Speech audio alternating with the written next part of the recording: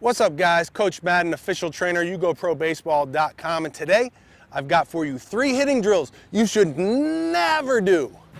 Of course, I wouldn't leave you hanging that way. I wouldn't just show you what you shouldn't do, but I'm going to offer you some alternatives to these hitting drills that I see done a lot, which shouldn't be done, and then I'll give you 3 alternatives. So 3 good drills, 3 bad drills, 3 good drills. Here we go.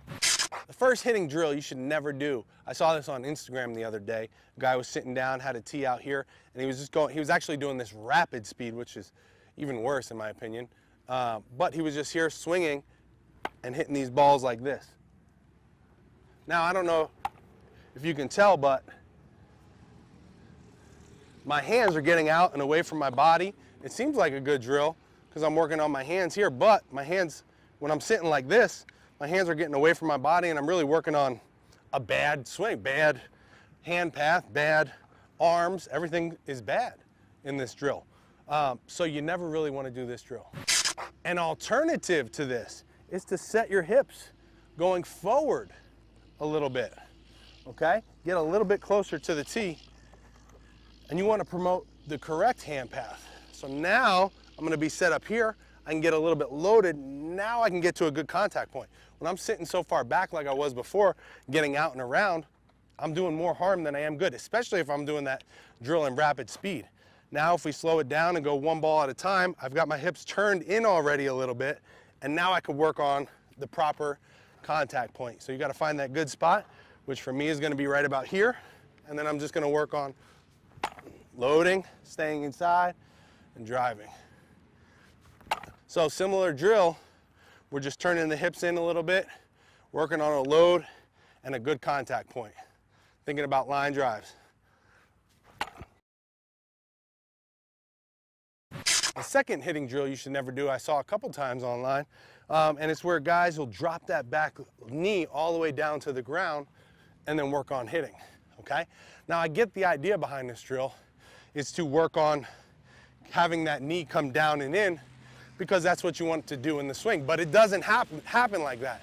You don't just drop that knee in to get to that position. You want to drive that knee in. So there's a big difference.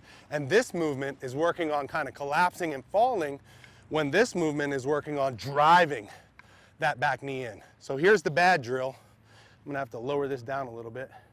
Here's the hitting drill you should never do. Let me show you again. This drill is bad because you're changing your eye levels, you're working on collapsing your backside. It's just no good all around. The alternative to this drill is to really just be conscious of your back knee and what it's doing, and think about driving it in, okay? Really driving that back knee. So it should look like this when we're swinging. I drove that back knee in, I didn't collapse it. Now when checking yourself after you swing, your head does want to be over your back knee, but I drove in to get there, not collapsed. And the third hitting drill you should never do is swing off the Griffey tee. I don't know if you guys remember the Griffey tee, but it was a elongated U-shaped at a downward angle. I don't have one here because I never use it, and you should never use it too if you have one. Because in theory, it's a good idea, because you want your hands coming down like that to the ball. But what happens is if you create enough energy in your swing, you're gonna get bat lag. And if you were to use this device, you'd be smashing into the bars that it has all the time. And you would think that your swing is bad. In fact, you would have a good swing. So you never want to do a hitting drill where you're swinging down on that ball, chopping down on that ball. In fact, I used to play baseball with Josh Donaldson, one of the best hitters in the game. We went to Auburn University together, and he says he never does a hitting drill that doesn't promote a good swing plane. So obviously the Griffey would not fall into this category because we're chopping down at the ball. So a good swing plane means that we're getting in the zone early and staying there for a while, getting through that baseball. So we always want to focus on having a good swing plane no matter what hitting drill we're doing. If you guys like this video, please give me a thumbs up. If you're a coach that used one of these 3 bad hitting drills and you think I'm a big idiot, give me the thumbs down. I know this video is going to be a little controversial because there's I see a lot of these drills being done out there.